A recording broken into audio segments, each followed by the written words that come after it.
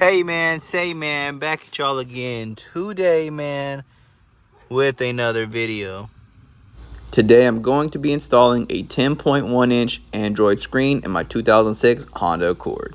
Here in front of me, I have the absolute cheapest Android 10.1 inch screen on Amazon with CarPlay for the Honda Accord. All right, so we have everything we need. GPS antenna, RCA cables with the harness.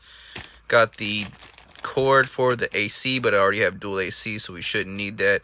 Power cable, which is going to be to power the Android head unit and connect directly to your factory stereo. And then we have our little instructions.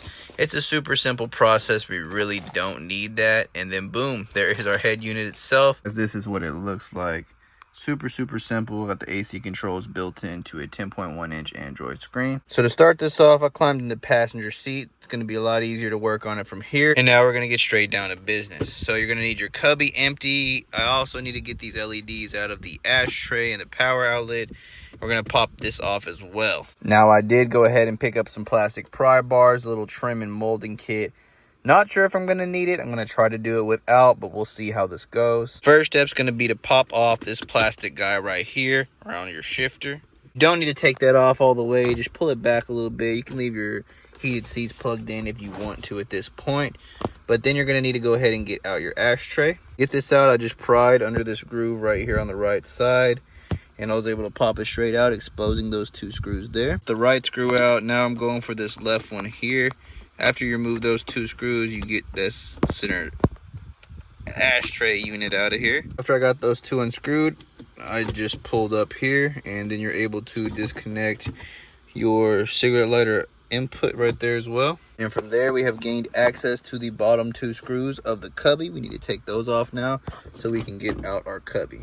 So now that we've got those screws undone, we are going to close our pocket. Believe you can just kind of get your fingers in there, if at all possible. Just pull it towards you. Yep, there it is. That way you don't scratch up your cubby, and you can just pull that bad boy right out. Boom, we are making some progress. Now the main thing is going to be the bottom screws of the head unit, and then the AC vents. Not the fun part.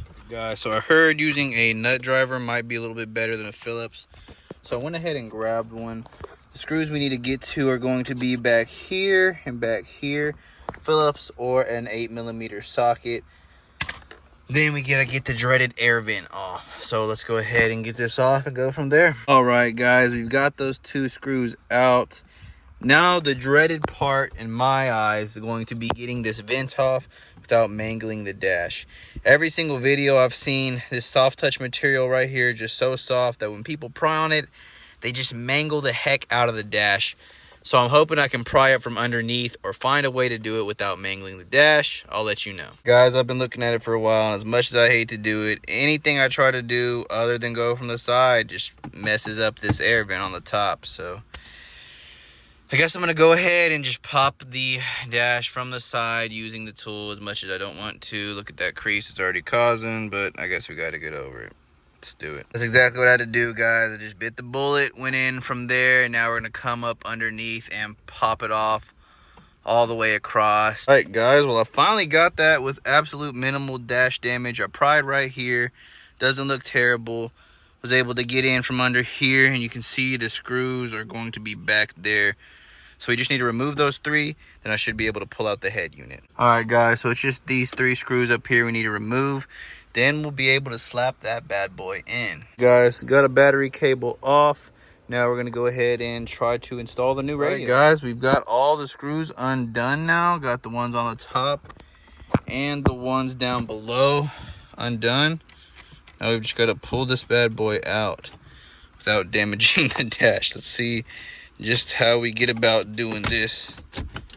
Just give it a couple good shakes and we should be able to get it right out. Let's see. All right, so I was finally able to get it out. Full disclaimer, that clip right there in the middle is such a tough one to get out. You feel like you're gonna break it, and it's just such a thin plastic piece, you don't want to break it, but I did finally get it out. So got the battery disconnected. We're gonna go ahead and slide the head unit out to like a serviceable condition, and there's what we can see from the back. First, get the radio pulled out. This is what you're gonna be looking like. Got a white plug up top, If you have dual air, you'll have 2 green plugs, and then down below you'll have that blue plug you'll need to get to as well. Got the top 3 disconnected. That blue plug actually isn't as far down as I thought, but you got a blue and white plug side by side you'll need to remove as well. Then the head unit should be free. There is going to be a few looms you're going to have to cut free, such as this clip here. Mine's with electrical tape. I don't know if it should be like that or not. We also got this one into the metal back over here. We need to cut loose as well. Looks like someone's probably worked on this a time or two before, but hey, as long as we can get this out and get the new one plugged in, I'm not really worried about it. All right, guys, so once you've got those back to, the last and final one's going to be right here on the left side of the radio. After a hard-fought battle, guys, here's what it looks like to have your head unit removed from your 7th gen Accord. All right, guys, so for installation, it's going to be easier to go ahead and plug everything in before you slap the deck in the car, just for ease of access. That way, all you have to plug in is going to be lining up these blue plugs, and then the climate controls, of course. All right, guys, so one thing I found out is since I have the premium audio system, I did have to steal this black box off the other radio, and that's what connects to the gray plug there. I went ahead and plugged in my RCAs. Since I do have 2 sundown 10s in the back, I went ahead and went with the RCAs because this head unit does not have the most powerful output. Gonna go ahead and install the USB cables now and the GPS antenna, and we're gonna see how it does. Also, most people on YouTube went ahead and ran their USB cables into the glove box, so I went ahead and did the same. For mounting the GPS, we're going to go ahead and put that right under here on our AC vent in between those other 2. Last but not least, you're going to want to transfer your clips from your old radio to your new one right here. All right, guys, let's go ahead and plug in the key and make sure this thing turns on. And hopefully it powers up soon. Now that we got everything up top dialed in, let's go ahead and get the bottom cubby tray and the ashtray got back in. In order to reinstall this cubby, you do have to press this plastic piece down as you're sliding it in. Then you just realign the pins with the pins in the car right there. So one thing I noticed while reinstalling the radio is to get your cubby in, you do want to leave these bottom clips popped. I did just have to pop them back out to slide this bad boy in, but then once you get this out, go ahead and just line it up, slide it in until you hear it pop. And to reinstall the ashtray, you'll just pop it back in and then go ahead and screw the screws back in and snap on your trim for your transmission as well. Now that I got everything plugged in, everything assembled again as well, it does work perfectly. Looking at our AC controls, you can go ahead and turn that on here, get your modes set, go ahead and adjust the temperature with your knobs as well. Turning it off there, we can go here and set up our CarPlay. With my unit, you're going to want to go to Z-Link for your CarPlay, and then boom, you'll have access to your CarPlay. You can start music from here if you want to as well.